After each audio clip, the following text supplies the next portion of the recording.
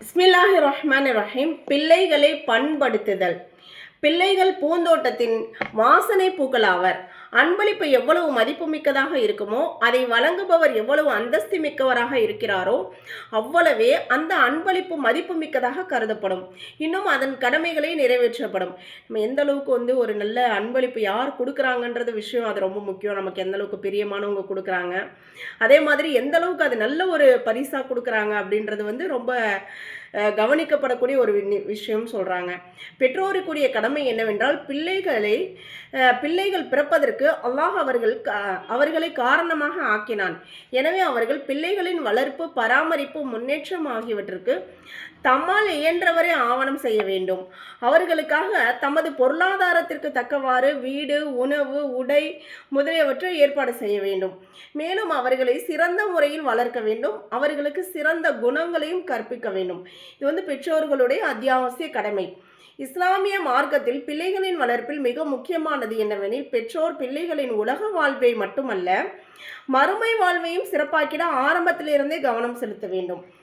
எனவேதான் முஸ்லிமான பெற்றோர் தமது பிள்ளைகளின் வளர்ப்பு மற்றும் பராமரிப்பில் வெறுமன உடல்நிலையை மட்டும் கண்காணிப்பதோடு நிறுத்தி கொள்ளாமல் மன ரீதியாகவும் அவர்களை பண்படுத்த வேண்டும்.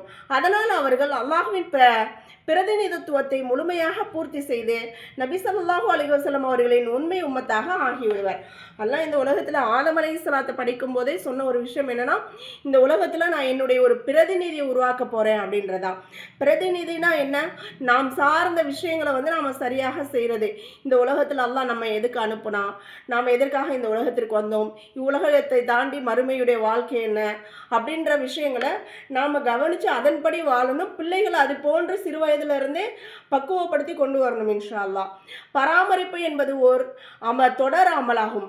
ஆகவே ஆரம்பத்திலிருந்தே பிள்ளைகளுக்கு உயர்ந்த நற்குணங்களை போதிக்க ஆரம்பித்து விட வேண்டும். அவர்கள் உணர்வு மிக்க ஒரு அங்கமாவார்கள். அவர்களை கண்காணித்தல் மிகப்பெரிய காரியமாகும். அவர்கள் பெற்றோரின் சொல், செயல் அனைத்தையும் பார்க்கிறார்கள். மேலும் அவர்களின் பழக்க வழக்கங்களையும் அப்படியே பதிவு செய்து கொள்கிறார்கள். பிள்ளைகளுக்கு நம்ம ஒவ்வொரு விஷயத்தையும் சின்ன வயசுல இருந்து சொல்லி நம்ம அவங்கள கண்காணிச்சுக்கிட்டே இருக்கணும். அதுவும் இப்போ உள்ள கால சூழ்நிலையில பிள்ளைகளை நம்ம ரொம்ப வெகுவாக கவனிக்கணும். அவங்களுடைய ஒவ்வொரு அசைவுகளையும் கவனித்து நம்முடைய இந்த கால சூழ்நிலையில பிள்ளைகள் கெட்டு போகாமல் அதுகளை நல்ல முறையில் கொண்டு போகிறதுக்கான வழிமுறைகளை நம்ம உருவாக்கணும் இன்ஷா அல்லாஹ்.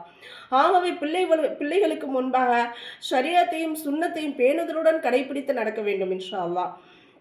நற்குணங்களையும் நற்காரியங்களையும் அவர்களுக்கு முன் வெளிப்படுத்தி காட்ட வேண்டும். பொருத்தமற்ற தவறான விஷயங்களை அவர்கள் செய்தால் அதை உடனே கண்டிக்க வேண்டும். நல்ல விஷயங்களை ஏவ வேண்டும். சிறு பிள்ளைதானே, அவனுக்கு என்ன புரிய போகிறதே, பெரியவனான பின்பு தானே திருந்திக் கொள்வான் என்று எண்ணக்கூடாது.